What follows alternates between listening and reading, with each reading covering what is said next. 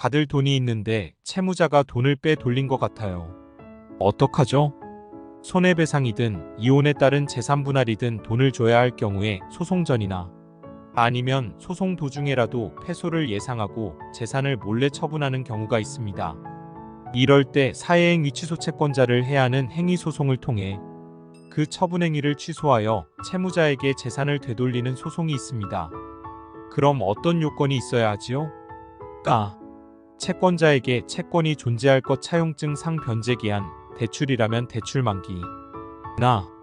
채무자의 사회행위가 존재할 것 제3자인 수익자에게 등기 이전, 채권양도.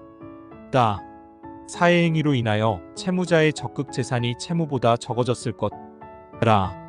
채무자의 사회이사 채권자에게 손해가 될 것을 채무자가 인식. 소송 걸기 전에 가압류 가처분을 하면 되겠지요? 채무자가 재산을 처분하기 전에 소송 전에 미리 가압류, 가처분 등 보전 처분을 해두었다면 사회행위 취소 소송을 하지 않아도 될 경우가 있을 것입니다.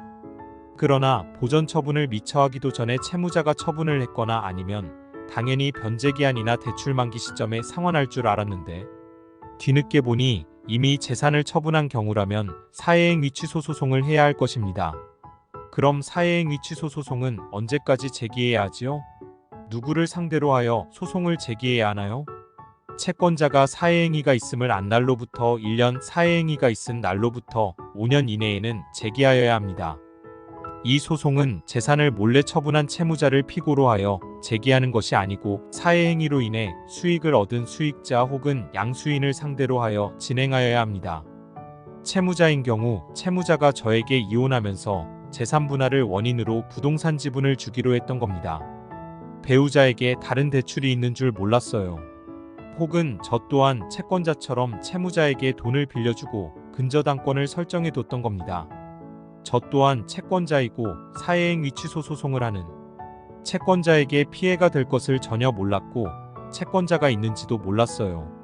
사회행위 취소 소송은 채무자가 채권자에게 해가 될 것을 알고 처분행위를 했던 것이 요건인데 채권자는 이를 입증해야 하고 만일 이에 대한 입증이 성공한다면 수익자 입장에서는 채권자에게 피해가 갈 것을 몰랐다고 입증해야 합니다. 보통의 경우 채무자는 당연히 채권자에게 채무가 있고 변제기한이나 대출 만기, 도래 등 변제해야 할 의무가 있음을 이미 인지하고 있을 것이기 때문에 채무자의 사회이사는 인정되는 경우가 많을 것입니다.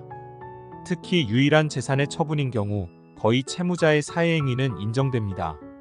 채무자에게 돈을 빌려주었던 저는 원래 지인관계도 아니고 저도 그냥 채권자 중 한 명이에요. 대법원 판례에 따르면 수익자의 사회이사는 추정된다고 보아 이를 소송 과정에서 추정을 번복해 주어야 하는데 이는 소송 기술적으로 상당히 어렵기 때문에 억울하게 당하는 경우가 상당히 많습니다. 패소하는 수익자의 경우 원래의 채무자와 부부였거나 지인이었거나 하는 경우 등 특수한 관계인 경우에는 사회이사를 거의 인정하고 있습니다. 채무자에게 다른 재산도 더 있는 것 같아요. 왜 채무자에게 소송하지 않고 수익자인 저에게만 취소 소송을 하나요? 빌려준 저는 억울합니다. 채무자가 해당 처분행위를 한 재산 외에 다른 재산도 충분하여 사회행위를 하는 채권자에게 변제할 가능성이 상당한데도 채권자가 수익자만을 상대로 사회행위 취소 소송을 한다면 이는 수익자 쪽에서 승소할 가능성도 상당합니다.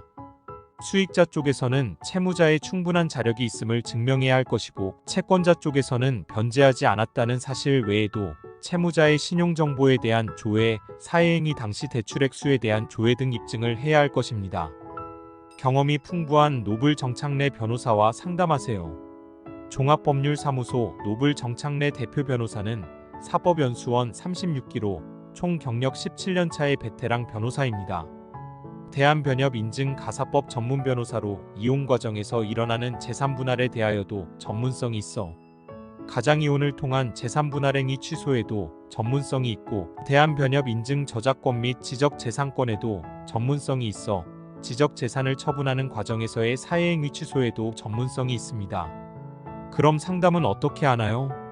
전화 031-552-2100, 팩스 031-552-2109, 카카오톡 비즈니스 채널 추가로 채팅 등으로 상담하실 수 있습니다.